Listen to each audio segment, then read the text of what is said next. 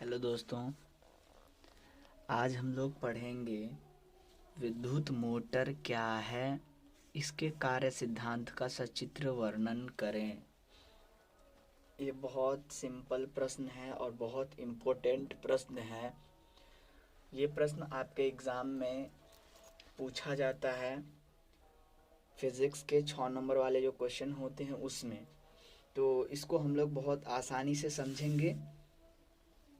उसके लिए आपको सबसे पहले एक चीज़ समझना है कि विद्युत मोटर की क्रिया जो है वो किस सिद्धांत पे आधारित है। हम लोग समझते हैं धारा चुंबक में गति उत्पन्न कर सकता है। विद्युत धारा जब किसी भी परिपथ में दौड़ती है तो वो उस परिपथ के चारों ओर चुंबकीय क्षेत्र उत्पन्न करती है। ठीक है, हमने पढ़ा हुआ है। धारा चुंबक में गति उत्पन्न कर सकता है क्योंकि धारा स्वयं ही चुंबकीय क्षेत्र उत्पन्न करता है। ठीक है, इतना बात सिंपल है, आप इसको याद कर लीजिएगा। ठीक है। सिद्धांत, विद्युत मोटर का कार्य सिद्धांत विद्युत धारा के चुंबकीय प्रभाव पर आधारित है। उसके बाद आपको बनाना होगा एक फिगर। उसके बाद हम लोग इसके कार्य सिद्धांत को वर्णन करेंगे कि ये किस प्रकार काम करता है। तो आपको फिगर बनाना है। आपको एक ऐसा करके लेना है, एक छड़ चुंबक को इसमें, इसका स्क्रीनशॉट करके आप इसका फिगर बना लीजिए। ठीक है, जो चीज़ें जहाँ जहाँ पे लिखी हुई है उसको आप वहाँ वहाँ पे लिख लेंगे। अब हम लोग इसको वर्णन करेंगे, ये किस प्रकार कार्य करता है। चलिए हम लोग देखते हैं। तो हम लोगों को स्टार्ट करना है। ये है आपका कांच, कांच की मोटी नली। ये जो दिख रहा है आपको, ये वाला सरफेस, ये जो एरिया है, कांच की मोटी नली है। तो हम लोग लिखेंगे कि विद्युत मोटर के कार्य सिद्धांत के लिए कांच की एक मोटी नली ली जाती है। ठीक है, जिसके निचले छोर पर ये कॉर्क है। ठीक है, ये भी कॉर्क है और ये भी कॉर्क है। जिसके निचले छोर पर कॉर्क लगा रहता है। ठीक है, जिसके निचले छोर पर कॉर्क लगा रहता है। विद्युत मोटर के कार्य सिद्धांत के लिए कांच की एक मोटी नली ली जाती है जिसके निचले छोर पर कॉर्क लगा रहता है। उसके बाद लिखेंगे कॉर्क के बीचों बीच एक छड़ चुंबक को व्यवस्थित किया जाता है। देखिए, एक छड़ चुंबक है, ये बड़ा ही सिंपल है लिखना। विद्युत मोटर के कार्य सिद्धांत के लिए कांच की एक मोटी नली ली जाती है। नली के निचले छोर पर कॉर्क लगा रहता है। कॉर्क लगा रहता है। कॉर्क के बीचों बीच एक छड़ चुंबक को व्यवस्थित किया जाता है जिसे एन तथा एस से दिखाया गया है। हम इतना बात पहले लिख लेते हैं। तो हमने जितना समझा था कि विद्युत मोटर के कार्य सिद्धांत के लिए कांच की एक मोटी नली ली जाती है। नली के निचले छोर पर कॉर्क लगा रहता है।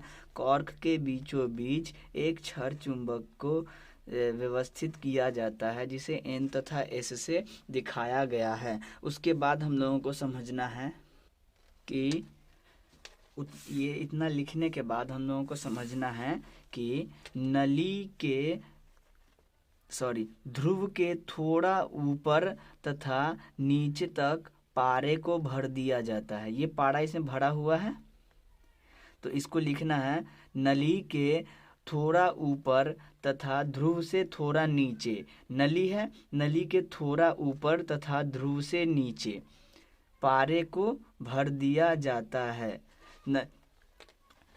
नली के ऊपरी छोर पर भी कॉर्क लगा रहता है। यहाँ पे भी कॉर्क लगा हुआ है, देखिए यहाँ पे भी कॉर्क लगा हुआ है।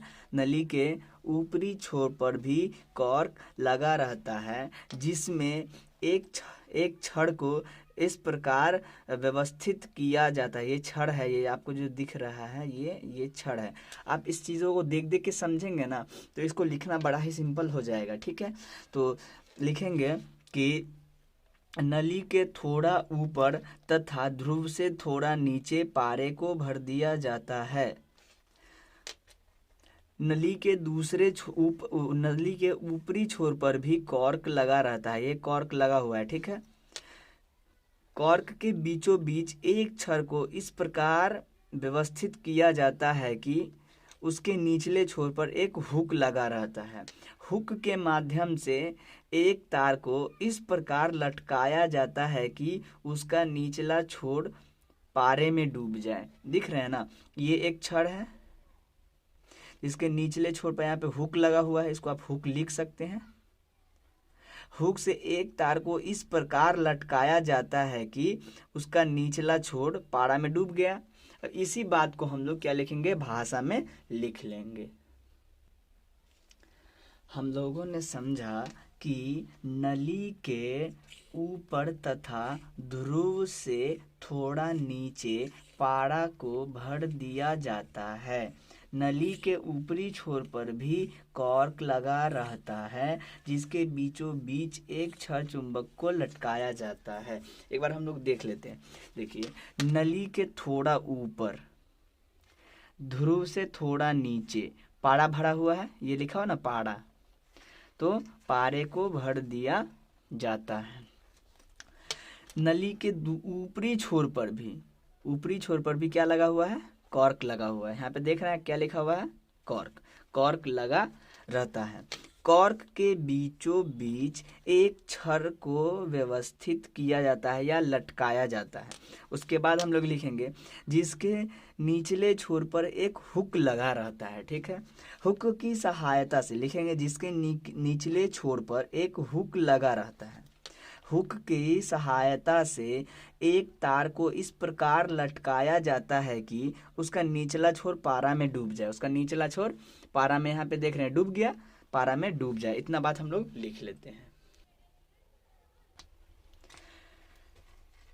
छड़ के निचले छोर पर हुक लगा रहता है जिसकी सहायता से एक तार को इस प्रकार लटकाया जाता है कि उसका निचला छोर पारा में डूब जाए। उसका निचला छोर पारा में, ये हुक की सहायता से तार को हम लोग इस प्रकार इसमें लटकाए हैं कि इसका निचला छोर पारा में डूब जाए। उसके बाद हम लोग लिखेंगे कि एक तार को पारा में, जो एक और तार है ना, ये दिख रहा है ना, एक और तार है, ये एक और तार है। एक और तार को पारा में स्पर्श कराते हुए, पारा में स्पर्श किया हुआ है, पारा में स्पर्श कराते हुए स्विच, उसके बाद देखिए स्विच का किस में गया, बैटरी के बाद धारा नियंत्रक के साथ श्रेणी क्रम में जोड़ते हुए, श्रेणी क्रम में, देखिए ये क्या है, श्रेणी क्रम में है, ये एक ही क्रम में है, इसको हम लोग श्रेणी क्रम में बोलेंगे। एक और तार को पारा में स्पर्श कराते हुए स्विच, बैटरी तथा धारा नियंत्रक के साथ श्रेणी क्रम में जोड़कर ऊपर छड़ में जोड़ दिया जाता है। ये तार जो है इस सब के साथ जुड़ने के बाद कहाँ आया, एक ये रॉड है, छड़ है, इस छड़ में आके यहाँ पे जुड़ गया। ठीक है, तो हम लोग लिखेंगे एक अन्य तार को पारा में स्पर्श कराते हुए स्विच, बैटरी तथा धारा नियंत्रक के साथ श्रेणी क्रम में जोड़कर छड़ में जोड़ दिया जाता है।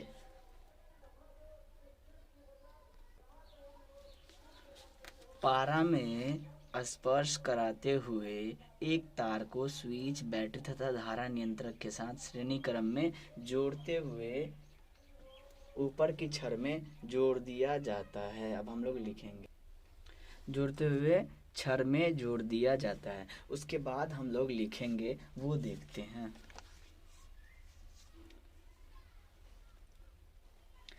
अब हम लोग लिखेंगे कि जैसे ही स्विच की सहायता से हम लोग विद्युत धारा प्रवाहित करते हैं तो कुंडली के अंदर जो छड़ रखा गया है, ये छड़, ये वाला,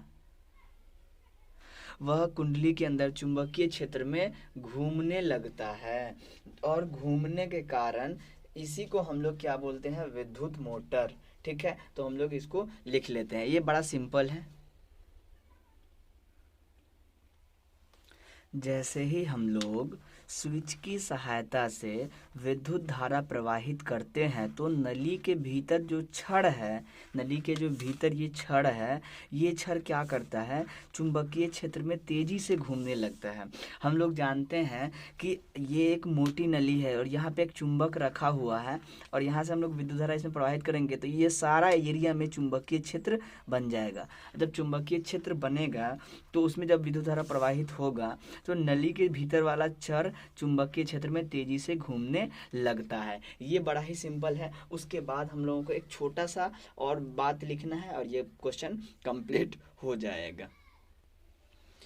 धारावाही चालक का चुंबकीय क्षेत्र में तेजी से घूमना विद्युत मोटर के कार्य सिद्धांत का ठोस आधार प्रस्तुत करता है। ठीक है, हमने क्या लिखा, अब हम लोग इसको शुरू से समझते हैं कि इसको किस प्रकार लिखना है। तो सबसे पहले लिखना है आपको कि विद्युत मोटर के कार्य सिद्धांत के लिए कांच की एक मोटी नली ली जाती है। ठीक है, नली के निचले छोर पर कॉर्क लगा रहता है।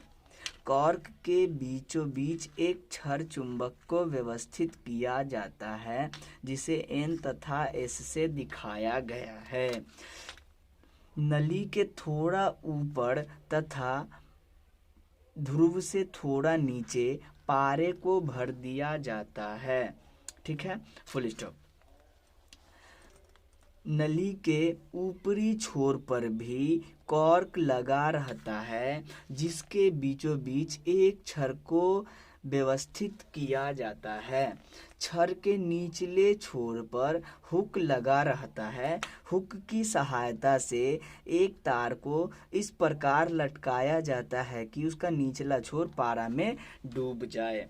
एक अन्य तार को पारा में स्पर्श कराते हुए स्विच, बैटरी तथा धारा नियंत्रक के साथ श्रेणी क्रम में जोड़ते हुए ऊपर वाले छड़ से जोड़ दिया जाता है। Full stop, paragraph change.